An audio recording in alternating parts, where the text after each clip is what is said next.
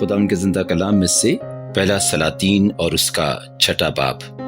اور بنی اسرائیل کے ملک مصر سے نکل آنے کے بعد 480ویں سال اسرائیل پر سلیمان کی سلطنت کے 4تھے برس زیو کے مہینہ میں، جو دوسرا مہینہ ہے، ایسا ہوا کہ اس نے خداوند کا گھر بنانا شروع کیا۔ اور جو گھر سلیمان بادشاہ نے خداوند کے لیے بنایا، اس کی لمبائی 60 ہاتھ اور چوڑائی 20 ہاتھ اور اونچائی 30 ہاتھ تھی۔ اور اس گھر کی ہیکل کے سامنے ایک برآمدہ اس گھر کی چوڑائی کے مطابق 20 ہاتھ لمبا تھا، اور اس گھر کے سامنے اس کی چوڑائی 10 ہاتھ تھی۔ اور اس نے اس گھر کے لیے جھروکے بنائے جن میں جالی جڑی ہوئی تھی۔ اور اس نے گردا گرد گھر کی دیوار سے لگی ہوئی، یعنی ہیکل اور الہام گاہ کی دیواروں سے لگی ہوئی گردا گرد منزلیں بنائیں، اور حجرے بھی گردا گرد بنائے۔ سب سے نچلی منزل 5 ہاتھ چوڑی اور بیچ کی 6 ہاتھ چوڑی اور تیسری 7 ہاتھ چوڑی تھی، کیونکہ اس نے گھر کی دیوار کے گردا گرد باہر کے رخ پشتے بنائے تھے، تاکہ کڑیاں گھر کی دیواروں کو پکڑے ہوئے نہ ہوں۔ اور وہ گھر جب تعمیر ہو رہا تھا تو ایسے پتھروں کا بنایا گیا جو کان پر تیار کیے جاتے تھے۔ سو اس کی تعمیر کے وقت نہ مار تول، نہ کلہاڑی، نہ لوہے کے کسی اوزار کی آواز اس گھر میں سنائی دی۔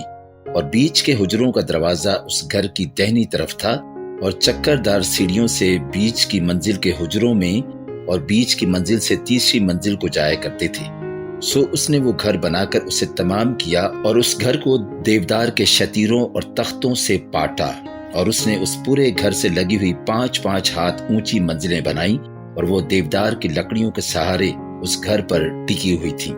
اور خداوند کا کلام سلیمان پر نازل ہوا کہ یہ گھر جو تو بناتا ہے، سو اگر تو میرے آئین پر چلے اور میرے حکموں کو پورا کرے اور میرے فرمانوں کو مان کر ان پر عمل کرے، تو میں اپنا وہ قول جو میں نے تیرے باپ داؤد سے کیا تیرے ساتھ قائم رکھوں گا، اور میں بنی اسرائیل کے درمیان رہوں گا اور اپنی قوم اسرائیل کو ترک نہ کروں گا۔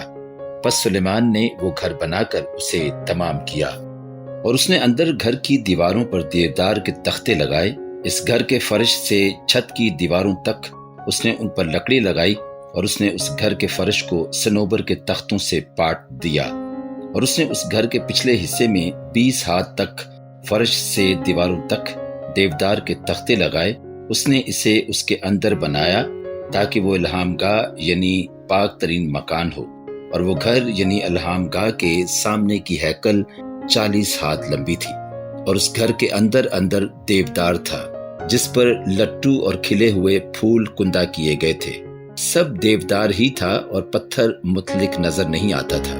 اور اس نے اس گھر کے اندر بیچ میں الہام گاہ تیار کی تاکہ خداوند کے عہد کا صندوق وہاں رکھا جائے۔ اور الہام گاہ اندر ہی اندر سے 20 ہاتھ لمبی اور 20 ہاتھ چوڑی اور 20 ہاتھ اونچی تھی۔ اور اس نے اس پر خالص سونا مونڈھا اور مذبح کو دیودار سے پاٹا۔ اور سلیمان نے اس گھر کو اندر اندر خالص سونے سے مونڈھا، اور الہام گاہ کے سامنے اس نے سونے کی زنجیریں تان دیں اور اس پر بھی سونا مونڈھا۔ اور اس پورے گھر کو جب تک وہ سارا گھر تمام نہ ہو گیا، اس نے سونے سے مونڈھا، اور الہام گاہ کے پورے مذبح پر بھی اس نے سونا مونڈھا۔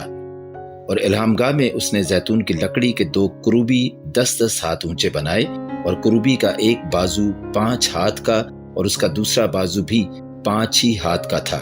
ایک بازو کے سرے سے دوسرے بازو کے سرے تک 10 ہاتھ کا فاصلہ تھا، اور 10 ہی ہاتھ کا دوسرا کروبی تھا۔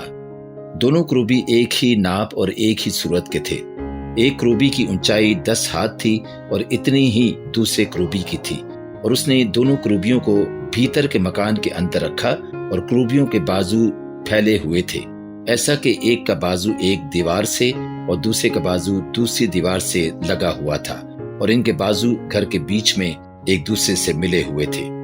اور اس نے کروبیوں پر سونا مونڈھا، اور اس نے اس گھر کی سب دیواروں پر گردا گرد اندر اور باہر کروبیوں اور کھجور کے درختوں اور کھلے ہوئے پھولوں کی کھدی ہوئی صورتیں کندہ کیں۔ اور اس گھر کے فرش پر اس نے اندر اور باہر سونا مونڈھا۔ اور الہام گاہ میں داخل ہونے کے لیے اس نے زیتون کی لکڑی کے دروازے بنائے۔ اوپر کی چوکھٹ اور بازوؤں کا عرض دیوار کا 5واں حصہ تھا۔ دونوں دروازے زیتون کی لکڑی کے تھے، اور اس نے ان پر کروبیوں اور کھجور کے درختوں اور کھلے ہوئے پھولوں کی کھدی ہوئی صورتیں کندہ کیں۔ اور ان پر سونا مڈھا اور سونے کو کروبیوں پر اور کھجور کے درختوں پر پھیلا دیا۔ ایسے ہی ہیکل میں داخل ہونے کے لیے اس نے زیتون کی لکڑی کی چوکھٹ بنائی جو دیوار کا چوتھا حصہ تھی، اور صنوبر کی لکڑی کے 2 دروازے تھے۔ ایک دروازہ کے دونوں پٹ دوہرے ہو جاتے تھے اور دوسرے دروازہ کے بھی دونوں پٹ دوہرے ہو جاتے تھے، اور ان پر کروبیوں اور کھجور کے درختوں اور کھلے ہوئے پھولوں کو اس نے کندہ کیا اور کھدے ہوئے کام پر سونا مڈھا، اور اندر کے صحن کی 3 صفیں تراشے ہوئے پتھر کی بنائی اور 1 صف دیودار کے شیطوروں کی۔ چوتھے سال زیو کے مہینہ میں خداوند کے گھر کی بنیاد ڈالی گئی، اور 11ویں سال بول کے مہینہ میں جو 8واں مہینہ ہے، وہ گھر اپنے سب حصوں سمیت اپنے نقشہ کے مطابق بن کر تیار ہوا۔ یوں اس کے بنانے میں اسے 7 سال لگے۔ پاک کلام کے پڑھے اور سنے جانے پر خداوند کی خاص برکت ہو، آمین۔